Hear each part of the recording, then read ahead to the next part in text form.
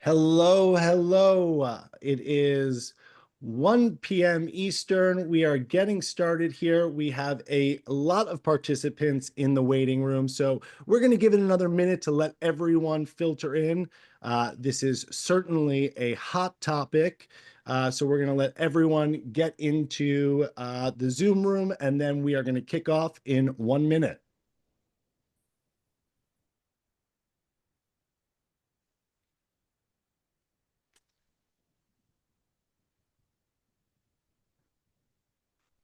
As we're filtering in, I just want to make one note because we've gotten a lot of questions about this. We will be recording today's webinar. It will be sent out after this. So if you want to pass it along to colleagues or anyone in the industry that you would like to see this, we will be sending out the video recording. You'll be able to watch this back. And if you have to jump off early for any reason, you'll also be able to get the full webinar, and we will try to have that out as soon as we can after the recording. So to answer everyone's question, we will be sending it out. So we do have a good amount of people here. So Mark, I'm going to get started. Obviously, today's session is about tariffs. Tariffs are here now. What? And I think the reason why this is obviously such a hot topic is there was so much speculation, so much, confusion of what was happening and when it was happening. And we're here, right? This is a now real world implication, and how it's going to impact retailers is now a real issue that we have to work through. So I do want to introduce everyone to Mark Weiss. He is the co-founder of Management One, and he's going to be speaking today, and we're going to have a conversation, obviously, but Mark has been a thought leader in the retail community. Mark, I'm going to embarrass you for just a moment here. If you were with us during the pandemic, the COVID pandemic back in 2020 and beyond, Mark really drove education and thought leadership. And we had a tremendous response to kind of get through that stage in where retail was at. And Mark continues to do so, both with his involvement with Management One, and of course his Indie Insights blog, which is wildly popular amongst our community. So, Mark, it's great to have you here today. Thank you. Well, thanks so much, Dane. I appreciate being here, and I appreciate the opportunity to speak to the community and certainly understand their concerns and fears. I've lived, I guess one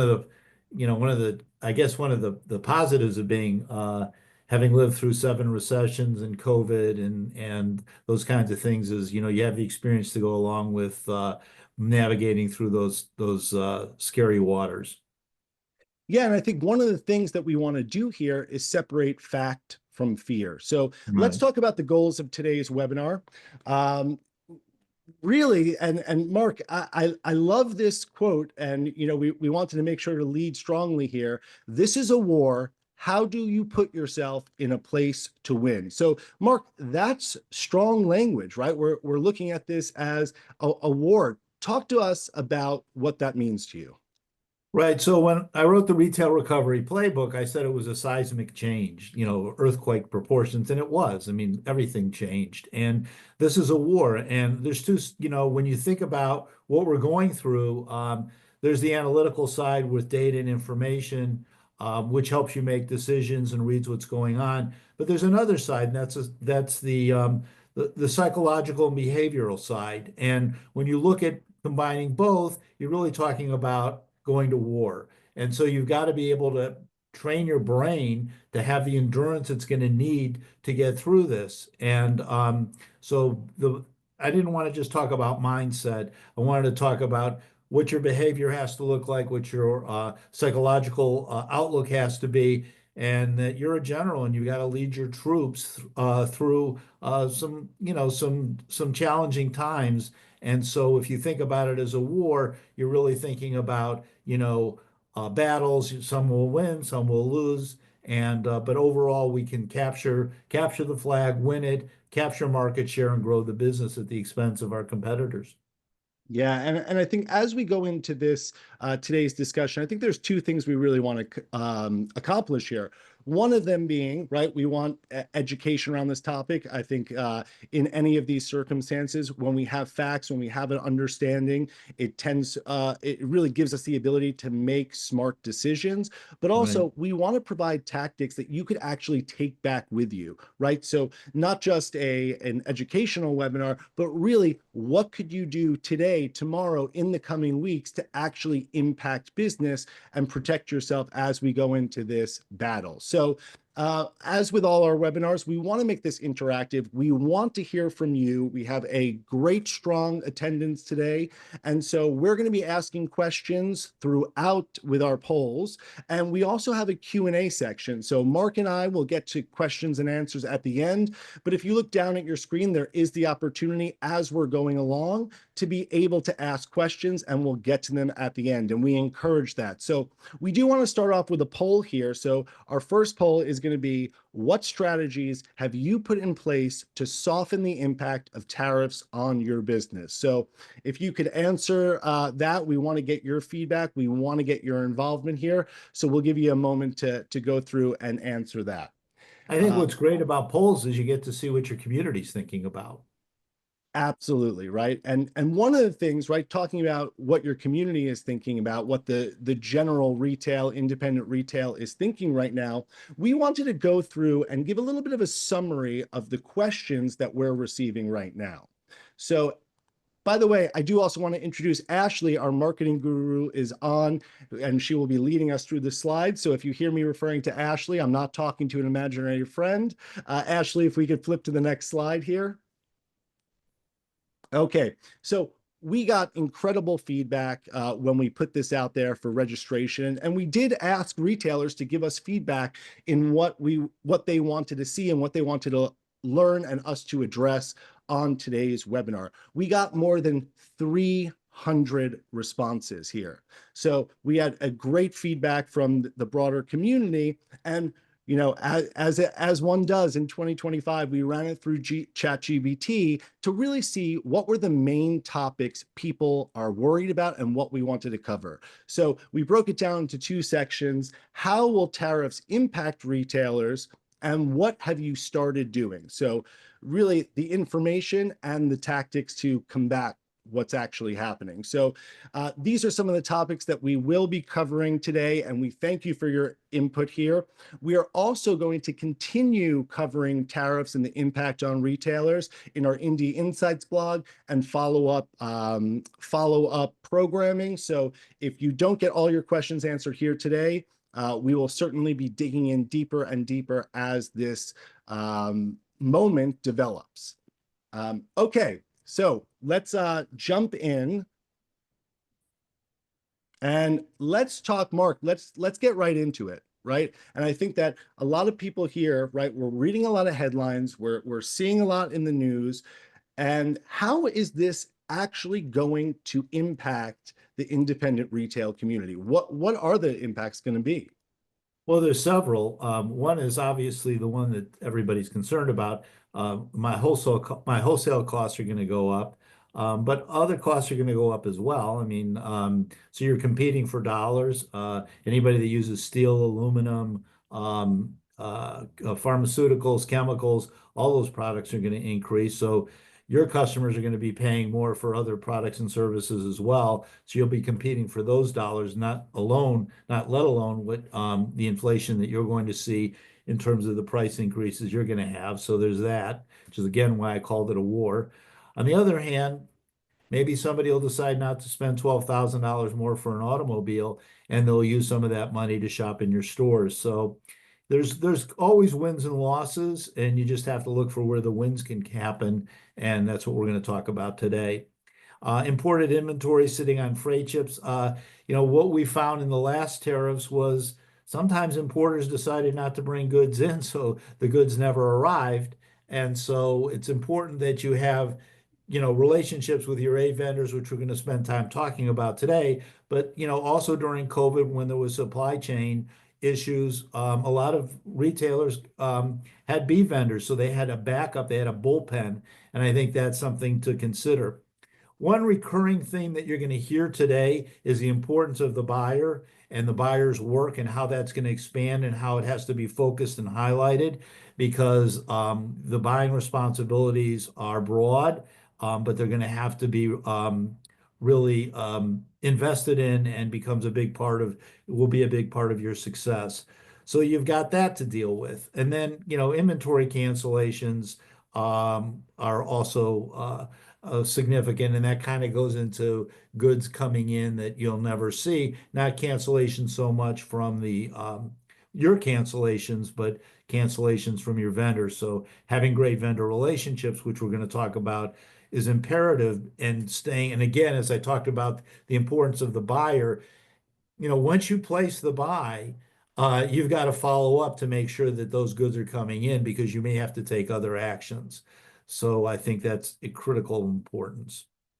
Yeah, and Mark, just to jump back to the rising cost of goods and services, there's I love that example that you gave, right? Where someone may make the decision, hey, I'm not going to go out and buy a new car right now. I'm not going to buy a new home, and may actually have the cash to spend a little more, in other places. So we never want to take a macro trend that's going on and then look at it in a micro lens. So what is Right. happening in the broader economy, right? There's going to be impacts. That doesn't necessarily mean it's impacting your community, let alone your boutique. So the decisions that we make want to be based on what is actually happening on the ground, not just in the headlines. So Right, and that's good because that's a good point because not all things that happen everywhere happen where you're at. And so your relationship with your customer, your relationship with your vendors could be different than somebody else's.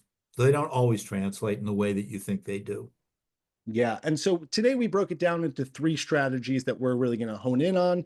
The first, of course, with rising prices, we need new pricing strategies and tactics, to protect our margins, to protect retailers' margins. So let's flip to the next slide and jump into this. So how are Yeah, I rising mean, costs? yeah, I just think there's always a knee-jerk reaction that lower expenses and cut margins because we want to stay competitive. And I think those are two terrible things to do. I think you've got to be thoughtful about what you want to do.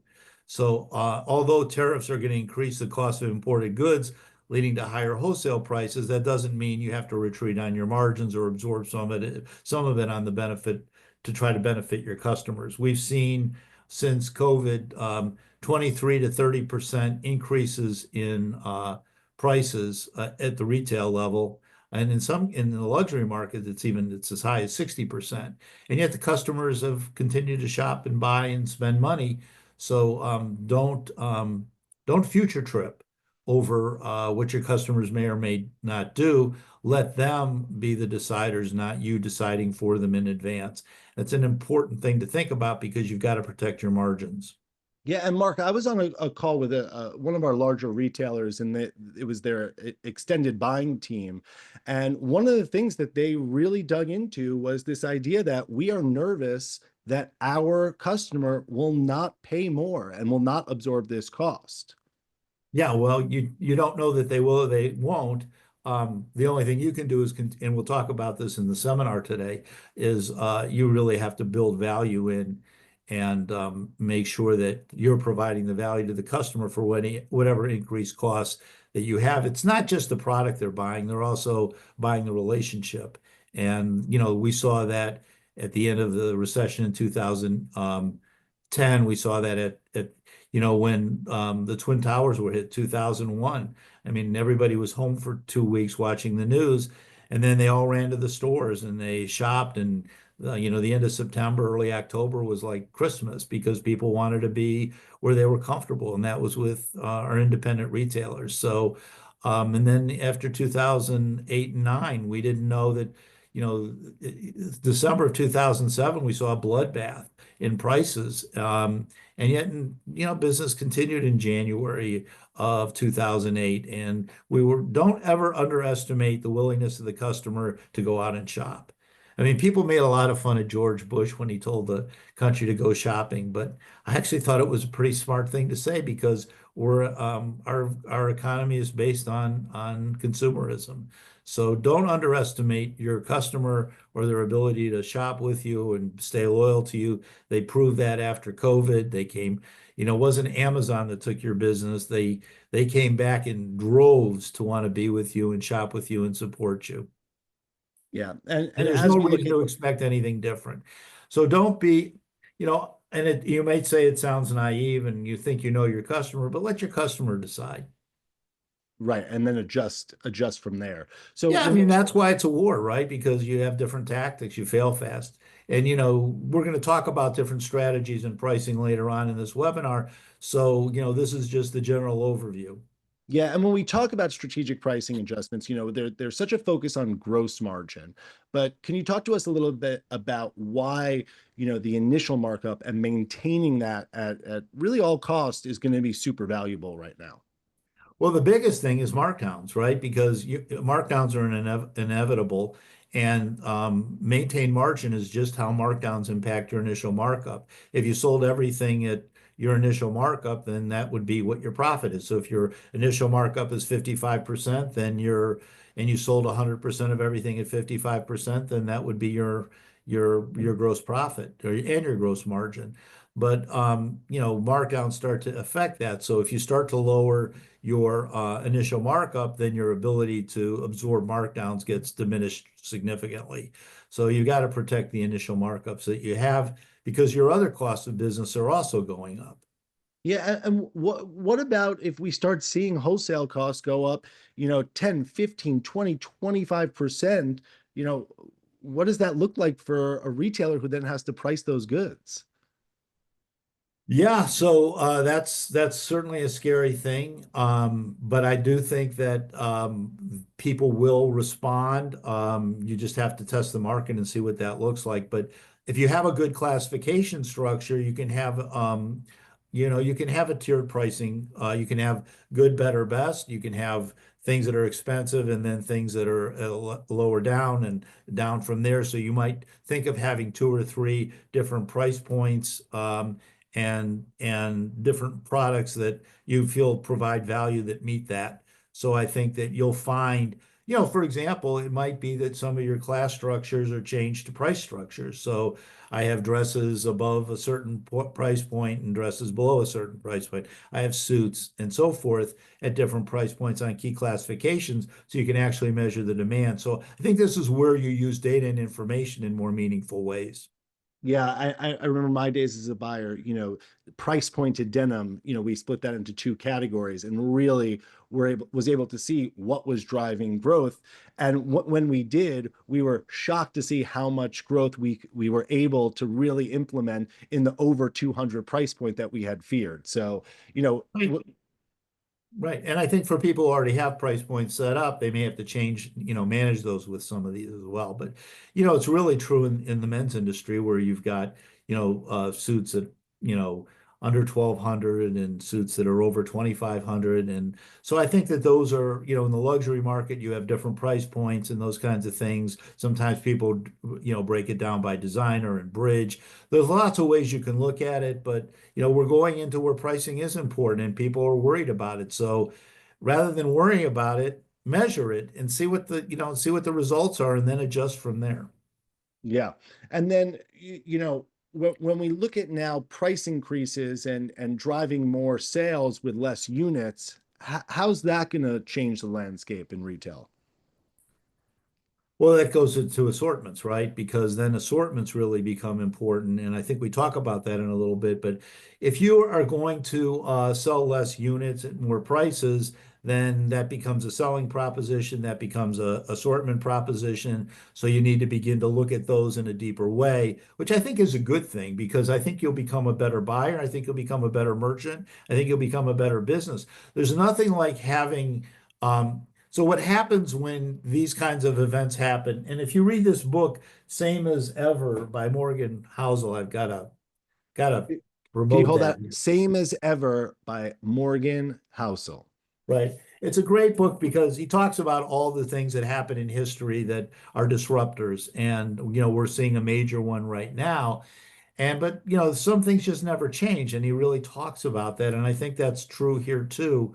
We're just going to be. So what happened? The end result of all this is complacency goes away. You're now hyper focused on your business. You're paying attention to things that you didn't pay attention to before, which is why I use war as an example here, because you're going to get better at your business, not worse at it. If you do get worse at it, or you let circumstances dictate your future, then you are going to lose. But everybody who knows me for any period of time knows that I always play offense. I never play defense, and I always go for the win. And there's a win here, and you have to think about what that win is. And the wins are there. You just have to look for them and think about where's the opportunity, not where the loss is. There's a thing called gambler's fallacy, in that people are more apt to make decisions and respond for fear of loss and fear of success. So right now, there's a tremendous fear of loss, so we want to focus on the opportunity for success. So I think in this next slide, we really talk about customer perception and tolerance. So there's ways you can ease into this. Gradual price increases. Some of you are already participating in that. Some of you have already gotten the line sheets. Here's the price now. If you place the order, we'll honor it. So some vendors are saying, even if we get a price increase, well, if you place your order by such and such a date, we'll honor that price, even if we get a price increase. But here's what the price increases are. Well, and some vendors have already started to pass on the price increase, so they're doing the work for you. But at any rate, start to test and gradually test the waters, at least with a few vendors and a few classes, just to see if you can get it.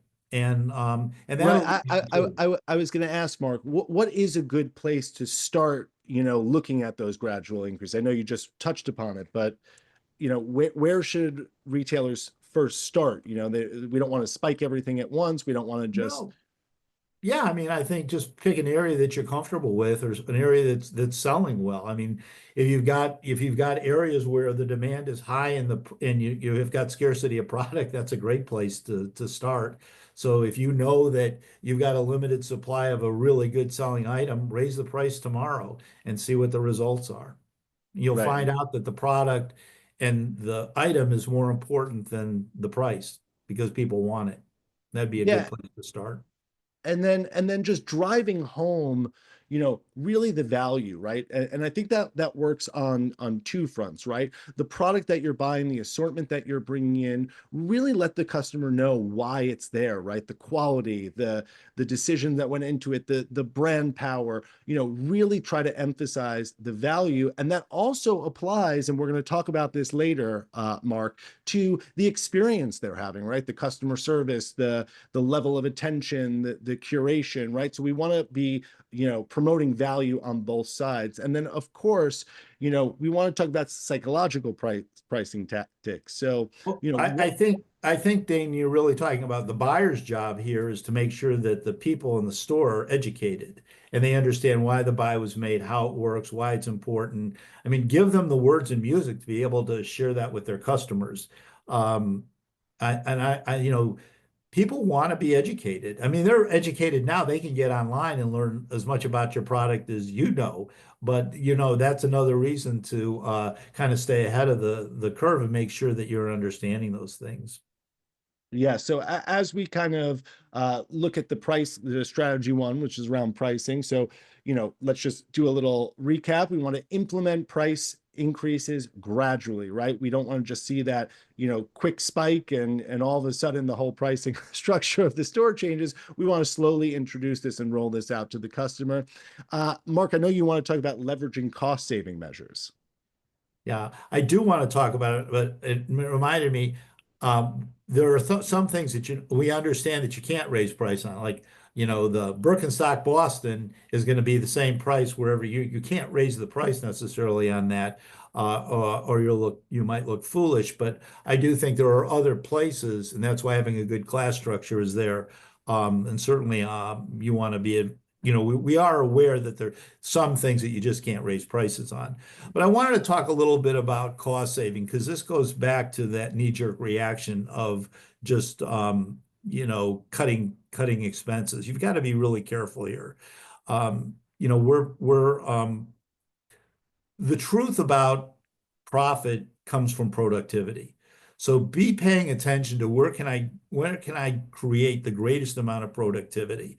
For example, obviously your people is a place that you can execute and get more productivity out of if you're measuring the right things. So get scorecards going and begin to measure not just your vendor performance, but your people's performance, and begin to focus on some of those things, because the more productive your people are, the more profit you'll create. The more productive you are as the owner, by shifting and lifting and letting technology do a lot of the grunt work and lifting you to be able to focus and participate in the areas that you can provide the most benefit to your company is important. And you got to be able to step back and take the time to be able to make those decisions so that you're prioritizing your time. I think everybody is going to feel, especially after this webinar, they might walk away feeling overwhelmed. And that's not the goal. The goal is to step back. And I know you're going to say this at the end, but I'm going to say it again now because it's important. You don't have to do everything. You just have to do a couple of things really well. And be careful and be thoughtful about, obviously you want to look for places that you can save money and cut costs. There's no question about that. But don't cut off your knees in doing this, because you still need legs to run, and you got to run fast. And so be thoughtful about those. And there's lots of ways that you can create more productivity within your business if you just step back and look at it.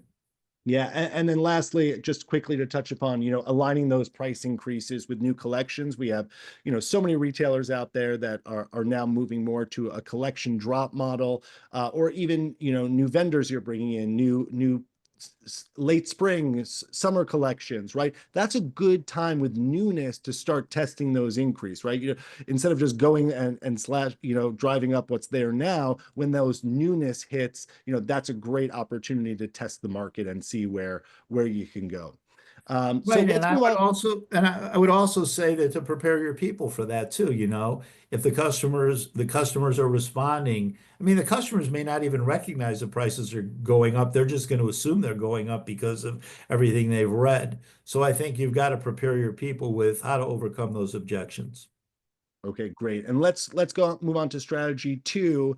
This wouldn't be a management one webinar, of course, if we weren't talking about inventory tactics and really digging into, how planning could really support, your business during this time. So assortment planning is something we touched upon a little bit before. Mark, I'm going to ask you to dig in a little bit now, and we'll go through some of these tactics down the line. Well, on the assortment, we could spend a whole day on this. But I would say that a simple way to look at it is if you buy four items and you sell two, and you've sold two, you've got a 50% sell through, and you don't have a good assortment left after two.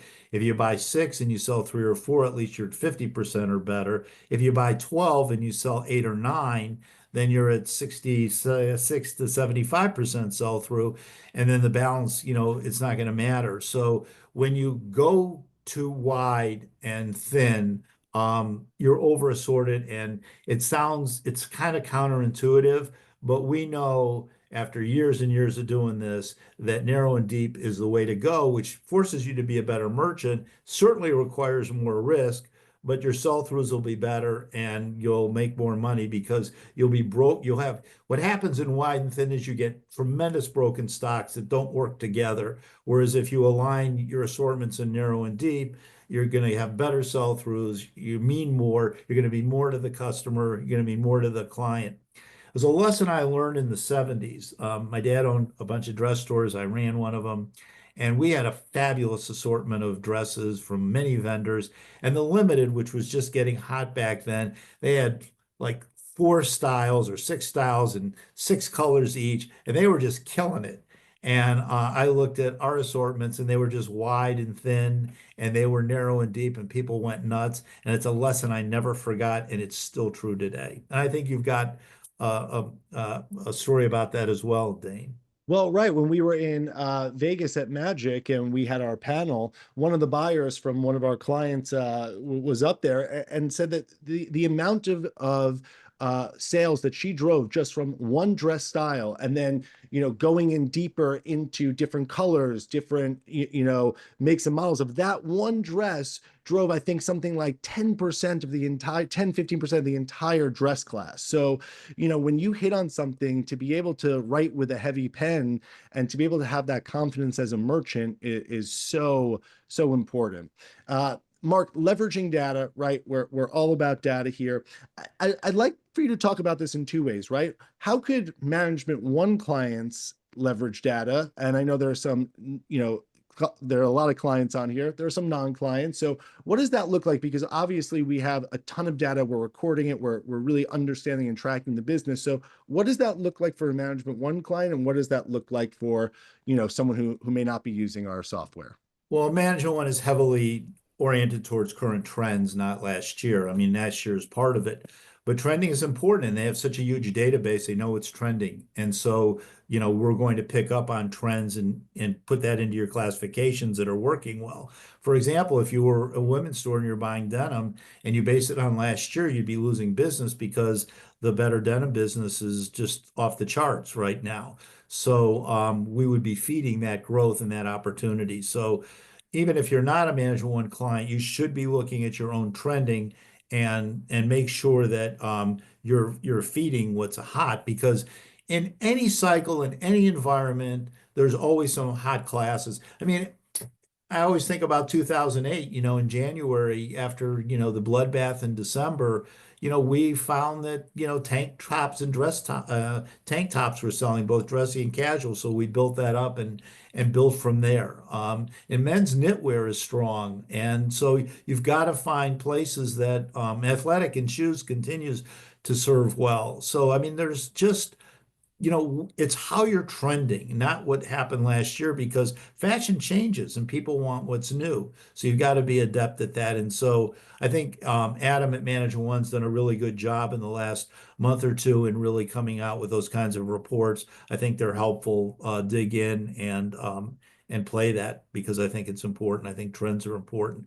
And staying tuned into trends. I think a lot of people will talk about we're in an item business, and that's true. I mean, it's always been true. Items sell, but classifications sell, and classifications are trending up or down. Sometimes a vendor drives a classification, but sometimes associated things drive it too.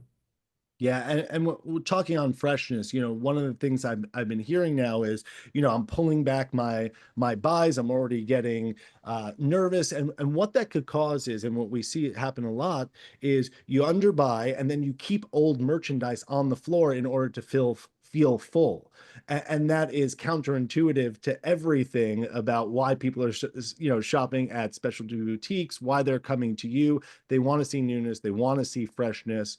And then it's the principles of open to buy, right? As you mark down those old goods, it opens dollars back up for you to go out and invest in productive categories, in your most productive items and vendors and categories. Well, there's two thoughts on being overbought and underbought. Obviously, you don't want to be overbought everywhere. You want to be overbought where, you want to take risks in classes that are important and with vendors that are important. And if you're underbought and you follow more of a scarcity, strategy in your merchandising, then you've got to make sure you have a fresh flow of goods. So, but you can't be underbought in everything. Otherwise, your business will go down the tubes quickly. And I think one of the things that we, in doing a deep dive, I think Adam did a deep dive, the fourth quarter of last year, and those stores, those clients that stayed fresh and filled their open to buys in key classes are the ones that performed better than the ones that didn't. And that's just the data telling us the truth. Yeah, and I do want to give a shout out to Adam. If you're not receiving his data trends emails, I highly encourage, reach out to us. We'll make sure you get on that mailing list, but they have been, such critical information and really interesting to see how the data is trending, in your vertical and in the larger retail space. So, Mark, I do want to get through private label and updating displays, pretty quickly, because our next slide is actually going to go into some take-home strategies, and we're going to give you some homework. Right. Well, I think private label, for those of people who are in it, know the power of it. It provides exclusivity and margin, which is important. If you're small, and you're afraid of it, think about some getting together with some clients, some allies, which is what you would do in war. You work with your allies and collaborate with some other clients to put it together. We're working on some right now. People can certainly get in touch with me about that, but I think that it's a great way. And I also looked at some of the private label classes in Management One, and some of them are running 60% ahead. So you can see that some retailers have already shifted in that area, and it's really performing well. One of the reasons I like private label is you as a retailer know your customers better than your vendors do. So if you're involved in the development of the private label, you're going to cater it and curate it based on the knowledge of your customers. And then obviously trunk shows and those kinds of things are not inventory intense and ways you can create a lot of margin and do a lot of business and have fun and entertain your customers. So that should certainly be a focus. And then, Dane, you're more energetic about displays and store presentations. So why don't Well, right, and I'm passionate about it because I remember one of my favorite things when I was on the floor in retail was coming in early and getting my hands dirty, right? Moving the floor around, changing displays, changing mannequins. That is, outside of the labor and the time, that is one of the free ways that you can really start to stimulate freshness and test, right? Is this not selling because it's not a good product or because it was just in the wrong place or not merchandised right or not being shown correctly? So we want everyone to really be able to jump right into that. So let's go to the next slide. Let's give you some homework and take home strategies. So homework assignment number one, this is so critical. This speaks to assortment. Mark, can you walk us through the analysis number one we want to run? Right. So in January, I looked up 10 clients in Management One who had 6% increases or better, 6 to 10%, and asked them to run a simple report. Tell me what your how many units you sold last year. And just from a total, just from a global sense. And what I found in 100% of them was their business was up 6 to 10% and their units they sold was down. So that told us immediately that inflation, is what drove their business up. So I think that's important to know. So then we could do another layer and say, well, let's take a look at why units were down. Was it down because of assortments? Was it down because we didn't buy into it? Was it down because the customers were resisting and not buying as much? What were our units per transaction like? It opened up the door to ask a lot more questions and do a deeper dive on things we could actually solve for. So just do that simple report would be easy. And then secondly, once you do that, then go to the class performance report, which probably should be one of the most used reports on the Management One list of reporting, and run it. You can run it for any period, but look at the last 12 running months and take a look at class and take a look at the relationship of inventory to sales and purchases to sales.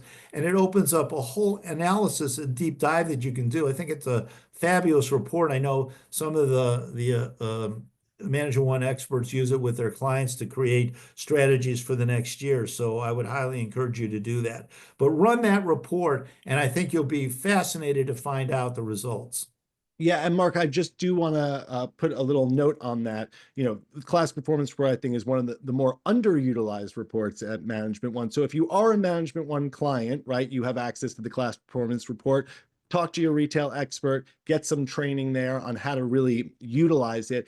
And then I just do want to make a note that the units versus sales report, that is a POS report. So we do want to make sure that we're giving information both to our Management One clients and people who are not yet using the Management One software. So the first report is a POS report. If you have trouble running that, please reach out to us. We're happy to help and really kind of flesh out why this is important, how to run it.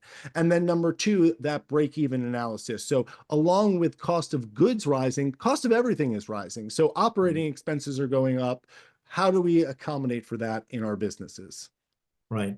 I think I can't wait for people to run the 24, 25 units sold report and compare it to their sales. It's just an eye opener. And I just want to tag on one thing about the break even. I mean, Oh, Ashley, could we just roll back one slide? We just want to yeah, I quickly mean, get to that. when you do the break even, it also includes your balance sheet expenses. So I think it's an important way to look at what your total cash flow looks like. We talk a lot about cash margin, and want to know that you're doing enough business to hopefully exceed break even, but at least know if you're cutting your buyback or making some pretty defensive moves, do this break even. It's a real eye opener. Yeah, and the QR code here on the screen, I just want to give everyone, 20 seconds to be able to snap this. That'll link to the break even worksheet. Again, if you're a Management One client and you want to dig into this, I encourage you to reach out to your retail expert and really dig into it with them. If you're not a client, reach out to us and we'd be happy to set up a time to really talk through this and how it could be used to execute, because it sounds obvious, right? But that break even point in your business and what you actually have to achieve in sales, knowledge is power here, right? And so in order to fight the fight, we need to know what fight we're fighting.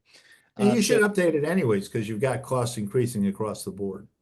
absolutely. Okay, and then lastly, before we get into strategy three, we just want to talk, Ashley, if you could flip the slide, vendor management tactics. So, Right. Well, uh, the next report you should run after you run the other one I asked you to, the comparison on units, would be take a look at your vendors by class and how many vendors you have. And, if it's 20, it's too many. If it's three or four, you're about right. But oftentimes, one of the first things I would do when I visited a new client would be have them run a vendor report by class, and it would be just astonishing. They'd buy 20 vendors, or 10 of them, they'd spend $2,000 or $3,000 a year. It didn't mean anything. You're better off going narrow and deep with your important vendors and being important to them. okay. So run that report. And it doesn't mean that you shouldn't test. I mean, obviously, but that's a whole nother discussion. And there should be a whole strategy around testing both new classifications and new vendors, which should be part of your overall merchandising strategy anyways, all the time. Yeah, and just a note on vendors, just two quick notes. One, realize that they're facing their own challenges in this Right. dynamic as well, right? So in some areas, they're, maybe a little worried, a little, they're making decisions that they have to make to be the best for their business. And in other areas, they're really going to want to partner with you. And Mark and I were talking about this, and we know this is true. The tie goes to the retailer they like the most, right? So I was on the wholesale side of the business in sales, and I could tell you when I had ATS, when I wanted to get something out to a retailer, it was oftentimes the person that I liked the most, talk the most, pick up the phone, call your vendors, talk to them, create those relationships. Yeah, I mean, I think we could spend even more time talking about how important those relationships are. They were important during COVID. They're important now because if you're important to a retailer, to a wholesaler, your chances of being shipped are higher. And I also think that, when off price becomes available, if you're open for it, you want to be the first phone call made, and you want to make sure that you're delivered first. There's all kinds of reasons to build strong relationships with your vendors. They're not your enemy. They are your partner, and you got to work with them and find ways to work with them, and not draw a line in the sand because you got upset about something they did to you. Yeah. And I So, want to say well, one thing that I is critical right now. And Dane, you mentioned it. Emails get lost. If you're having a situation or an issue or a challenge, pick up the phone. Use the phone. and Mark, we do have 16 minutes left on All right, our let's time move today, on. so we're going to run through strategy three. If you have questions, put them in the Q&A down below. We will get to them at the end. We're going to save about 10 minutes for Q&A, and Mark, I'm available to stay on longer if you are as well, and we could continue on. But we do want to start the Q&A in just a few minutes here. So our third strategy, and Mark, here's where I want to start. We're looking at boosting sales, right? Top line sales, and driving top line sales is always going to be a surefire remedy in retail, right? We know that. But there's something that you said, and I want to get t-shirts, hats, and this is attention, connection, and convenience. So if we could flip Right. to the next slide, tell us what you mean by that and how we could actually, drive that home in stores.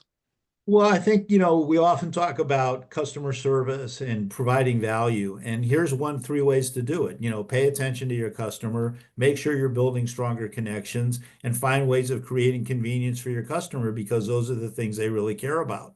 So if you're hyper focused on those three things, That's a way that you can deliver premium service to your customer. And no matter how good you think your customer service is today, it can be better. You've got to kick it up a notch. I wish I had thought of that, but I think there's a famous chef who beat me to it. But I think if you focus on how do I provide attention, how do I create connection, how do I deliver convenience? I mean, you know, you were talking, go into any chain store and see if anybody pays attention to you. They don't. Well, when they come in your store, you got to find a way to have fun with them and pay attention to them. How do you create the connection? It should be top of your mind.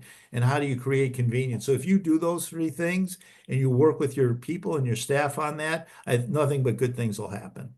And let's go to the next And it slide. And allows all the other things below here to happen too. yeah, and Mark, we got another t-shirt, I think. If prices are going up, then customer service needs to go up too, right? Right. And really, right? Customers will absorb the price increases if they feel they are being catered to and they have that connection and they're being serviced. And like you said, I've been in one or two chain stores in the last few months. I'm not going back. No one talks to you. No one connects with you.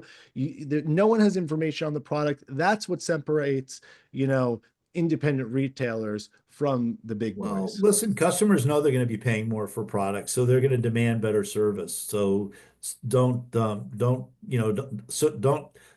them be disappointed. Surprise them with how good you can be. Yeah, and just a quick note, conversion rate. I know this may seem, straightforward, but you should have a counter on your door and really understand how conversion is driving. And door counters are actually so vital because, again, even if it's not you see the pattern of how customers are, coming in, and it is wild when you look year over year at door counts, how similar week to week, day to day, even they are. And then you can see how much conversion you have and what the productivity of your staff is. Yeah, I was speaking to a retailer a week ago, and they called me on Sunday actually, and they had a fabulous Saturday. And I said, "What was it?" And he said, "Exactly what you talked about. Our conversion rates were 90% yesterday. So we just paid attention to it, and we brought it home." So you're right. I mean, conversion. There's lots of metrics. I said before, everyone should create a little scorecard, and it can change up every month, but focus on the things that matter. All right, we're gonna hit upon markdowns, of course, and then we're gonna go into the Q&A. So again, please start putting your questions down below. I see some rolling in. We always encourage and love participation from our community. So smart promotions and discounts. Listen, markdowns are always a hot topic. Mark, what's your take moving into this? Well, This just remember, markdowns are just a tool to keep inventory flowing and stay fresh. I mean, customers come in because it's new or it's on sale. Hopefully you're selling into them because it's new. So, be smart about your markdowns. Don't do store-wide markdowns. The customers will cherry pick you and you'll get killed. End of the season's a different story. You're just cleaning house. But when you're in season, like now, we're in the middle of March, you've got enough traction to know what's working and what's not working, and blend markdowns. Throw them into the regular inventory. Your customers will find it. Your salespeople know where they are. Run events, bundle things. Take an item that's not selling well and give it away if you have to with two other full price things. But be smart, be creative, have some fun with it. Yeah, and I just want to say two things here, right? First of all, the blending in markdowns with full price inventory. Everyone always says it's the number one excuse I get why people don't take markdowns. I don't want to look like a clearance store. I don't want to look like I'm going out of business. So if there are some slow movers, just keep them where they are. Lower the price, right? And when someone's shopping, it'll be a nice little surprise and delight. And one of the strategies that I always used to tell my sales team, right? Try to add a markdown to someone that's buying in full price, right? They have a whole, they're going and they're buying some stuff. Give them a little treat at the end, right? Oh, by the way, here's something that's 50% off. it would be great for you based on what you just purchased, right? It's a little add-on. It's a great way to drive UPTs and get some more sales in there. And then bundle items together. For any women's retailers on here, a great item to bundle. I guarantee if you look at your slow sellers, if you look at what's not turning and where you have high overstocked inventory, it usually is in jewelry, right? So that's a great place to open up some dollars, and you could bundle in, add a bracelet to something, add a necklace, a pair of earrings, right? That's a great place to bundle, especially if that inventory is getting stuck, which it often does. So key takeaways, Mark, I'm going to let you, kind of give your closing message, and then we are going to move forward with the Q&A portion. So Mark, we talked about a lot of topics. What are the key takeaways here? All of you can read these, pick three strategies, focus on one, and focus is the key. Take a look at your inventory that's 90 days old or older and start, cleaning house on that. And then, meet with your team and start talking about how do we create attention, connection, and convenience with our customers? How can we up our game? I want to remind all of you that you're entrepreneurs. Entrepreneurs are builders. You build things, you don't destroy things. Don't let anything get in your way from what you need to go out there and do, and that's build. You are builders. That's why guys like me don't retire, because I'm an entrepreneur at heart, and why I'm on this webinar, because we're always in the process of creating and building and making it better. And don't let anybody, anytime, ever get in your way from doing that. All right. Well, Mark, I think we gave people a lot to think about. We're going to ask one more poll question and then go into Q&A. So poll number 2, given what we talked about, what strategy are you most likely to deploy in your store? So let's fill out this poll. Let's get to some Q&A. Ashley, do we have the results from poll number 1? Let's get that up at some point as well. But for now, let's fill out poll number 2 and let's jump into questions. I'm going to look at this here, our Q&A. And Mark, we're going to start out with, on thin and wide versus narrow and deep, would you say this applies to home decor goods as well? Oh, absolutely. It's in everything. Um, I think that whatever business you're in, this applies. You're going to have things in home decor. I mean, I think the psychology is the same, and so my answer would be yes. Yeah. Okay, here's a good question. Mark, I'll take this, you jump in. How do you define service? So that's a great question. That can mean a lot of things. And one of the things that I like to say is, right, you can go above and beyond for your customers in a way that a big store cannot. And so one of the things I remember, when I was working the floor of retail, if someone had a lot of packages and they were local, right, I would say, hey, I'll come and drop this off at your place after work, right? I would actually bring it to them. Now, of course, I'm in New York City, so everything's easy to get to, but that is customer service, right? Engaging with someone, having product knowledge, these are all service oriented, kind of forwardness that you're going to see from an independent retailer that you're not going to see from a big box retailer. So be creative, be inventive, be connected. And, that's where Mark was talking about the attention, connection, and Convenience. convenience. Mark, anything else on the service? No, I mean, I think you covered it well. I mean, I mean, again, go back to your team and have meetings and talk about how you can up the game. Okay, great. Misty asked about some recommendation on door counters. Misty, we'll follow up with you. We'll get you some recommendations on what's being used by some of our retailers. Ward asks, what is the bingo card that you referred to in a previous slide? I used to love the bingo cards. It was so motivating to my sales teams. It was quite literally, we would give them a bingo card and give them different goals to hit, right? Sell $300 in denim, sell, 2 of the high price items, whatever it may be. And as they go through the week, they fill it out, and whoever gets bingo gets a reward, right? Usually a store gift card or some other reward, maybe an extra day off, right? That's a great way to stimulate some fun, excitement, and get your sales staff really involved. I just want to say one thing about bingo cards. The most successful ones I had were um, expanded tic-tac-toe card, where it would be three, three, and three, and you go horizontal down or across, obviously, and it could be, sell a coat for $300 or sell, a sportswear ensemble. Be creative about it, and people could fill out one or two, but that way, always make them, average sale, a high average sale, or increasing units per transaction, so you meet your goal. And it's gamifying the sales floor. They have a lot of fun with it, and free dinners and things like that are just really. And then make a contest out of it too, like the person who turns in the most bingo cards in a week gets blah blah blah. Okay. And then we have a question from Steven Singer. Everyone loves Steven Singer, so let's get his question right now. Mark, this is a good one, right? Stephen asks, everything you said is great, correct, and always needed. What would you say are really the specifics that we need to account for with this tariff situation, right? Out of the things that we talked about, what is really unique to the tariff situation? What's unique to the tariff situation is how widespread it's going to impact the economy, and it could drive us into a recession.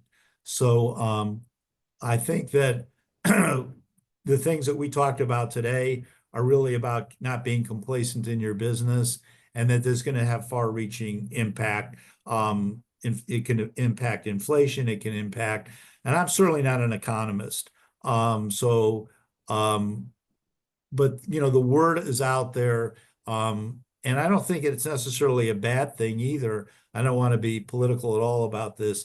We just have to deal with what's given to us, and whatever's given to us, we've got to be able to bat it back and do something with it. And so the tariffs are a way of creating. It can distract you from the business in a way that you don't want it to, and we want the tariffs actually to be a motivator to be better about what we do in our businesses, and be better retailers, better leaders, better managers. These are all things that highlight that. Yeah, and I would say, right, I think this is a moment to really shore up some of the things that you've been avoiding, right? So a lot of the things that we talked about are always things that we should be doing in our retail businesses, right? But good sales hide a multitude of sins. That's my favorite expression when it comes to retail. So now that we're going to face these challenges, this is the time to really say, I got to get in and dig in and really be able to wrap my hands around my business. This is a good one. Jellycat products from Amy. Jellycat products are off the charts, talking about an item-based business. They're off the charts. The vendor is struggling with production. How much could I add to the price based on the fact that it's online and people are looking everywhere? Well, listen, Amy, if there is vendor shortages, right, and they're not shipping, then you're not going to see it as easily available on TikTok and websites. So this is a moment, right? And think about which are the rare jelly cats, right? There's the ones that people are really going to get excited about, kind of like the Beanie Babies. Add the price there, start testing it out on the rare ones and see how high you could go. Right. Beanie Babies is a perfect example. I mean, we had stores that people didn't care what they paid for the Beanie Babies, and it paid for a lot of kids' college tuitions. So I wouldn't be afraid of raising the price there. Okay, great. There you Let's have a situation of scarcity. So where you have scarcity, it's really an economic thing. If you want it, you'll pay more for it. Also, as someone who's worked in the children's wear business, if there is a screaming kid begging for a jelly cat and his mom is there, that mom is going to pay the price to get that kid the jelly cat right then and there, right? Right. So you try calming down a screaming kid that said it'll be there in 4 to 5 business days, it ain't going to happen. They're going to pay. Well, you could also do an auction, right? You could do something that would be fun. You could have at 10 o'clock on Saturday, we're going to have an auction for these. And I mean, you could gamify it. You might want to have some police there, but just having fun. But have fun with things. The best way to reduce stress is to find ways of having fun in the business. And I don't ever forget that. And I'll try to remember this. When COVID hit, I read, I can't think of his name right now, but the Scary Times Manual.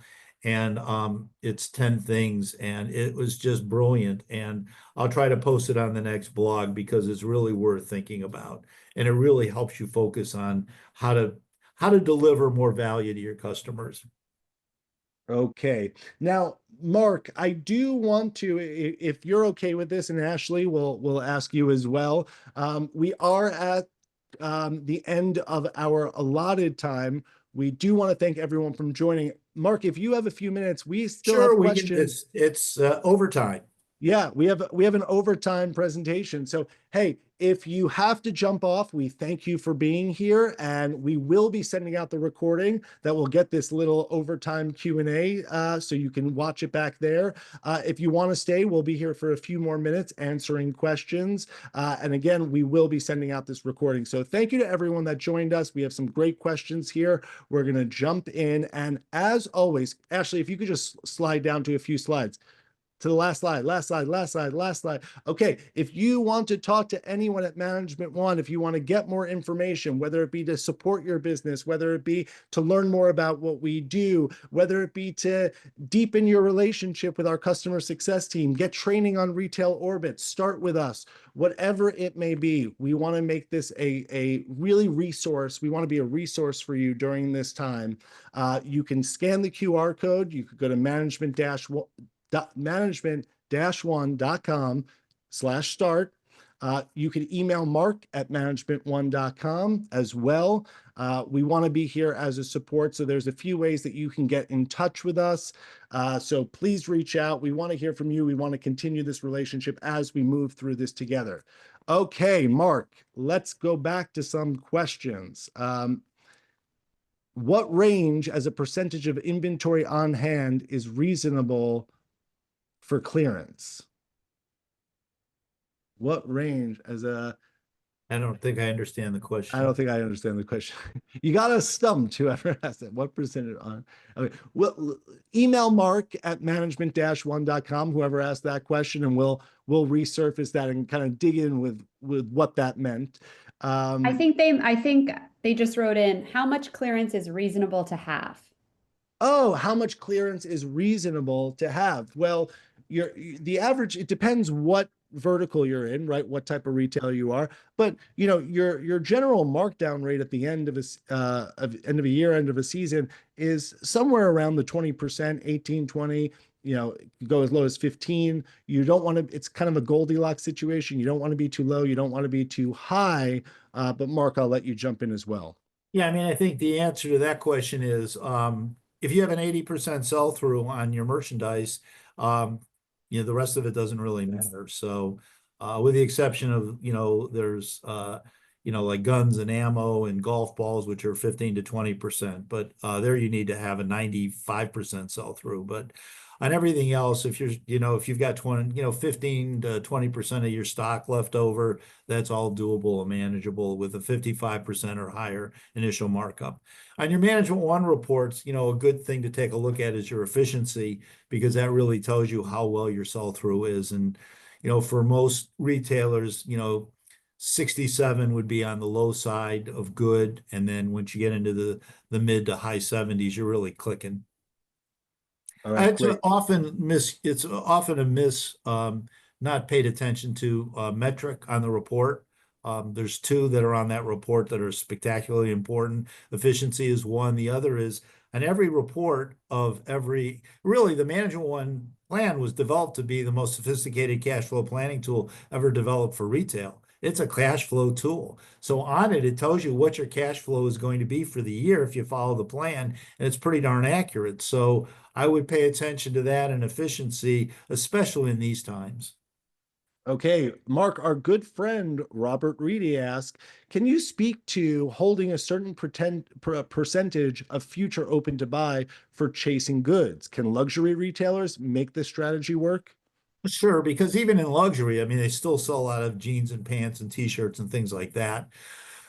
So sometimes those are available through the vendors. So, I would find out, with your key vendors, what they have stock in and what they don't have stock in. Obviously, the fashion goods have to be bought up to 100%, that you can't hold back there.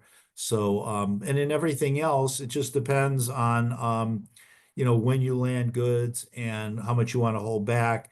In shoes, it's different than it is in apparel. So every vertical has its a little bit different, but you want to have enough inventory to cover your first, 8 weeks, 6 to 8 weeks of selling on the plan, and then the rest is fill in. So, you want to have enough good stuff coming in to be able to know where the market's going. And Mark, I do just want to make one point here on chasing goods. Vendors are going to be tight with their goods as well now, right? So Right. they're gonna be cutting to order. They're not going to want to be sitting with excess inventory. So your ability to chase may not be as strong as you're used to. Have those conversations with vendors, know what their strategy is. And then in your pre-buys, it's really important to be accurate, especially in the categories that matter. So you make sure you land the goods you need.